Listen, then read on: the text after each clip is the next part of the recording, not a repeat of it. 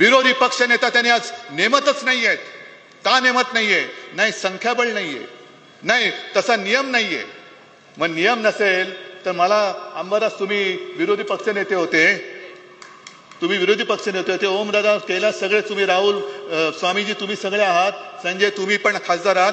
मला सांगा, विरोधी पक्ष नेते पद नेमण्यासाठी जर कायदा कानून नियम लागत असेल तर उपमुख्यमंत्री कसा नेमला जातो?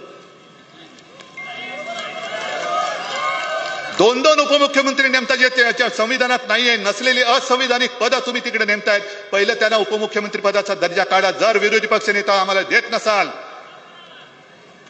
तर दोन्ही उपमुख्यमंत्री साधे मंत्री म्हणून फिरले पाहिजे. त्यांना उपमुख्यमंत्र्यांची मस्ती करता येणार नाही. आम्ही त्यांना उपमुख्यमंत्री मानायला तयार नाही, हे आज मी जाहीर करतोय.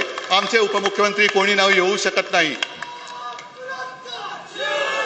काय विरोधी पक्ष नेता? अरे एवढं पाचवी तुमच्याकडे बहुमत आहे, केंद्राचं सरकार तुमच्याकडे पूर्ण वरद हस्त, हे एवढं मजबूत सरकार यापूर्वी आपल्या देशात क्वचित आलं असेल, तरी सुद्धा तुम्ही विरोधी पक्ष नेत्याला घाबरता, विरोधी पक्षाला घाबरता.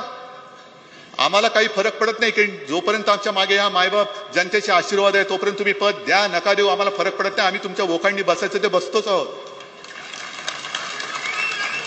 पण विरोधी पक्षाला एक जो अधिकार असतो, अधिकाराने तो बोलून घेऊ शकतो, विचारू शकतो, अरे पॅकेज जाहीर केलंय, काय केलंयस?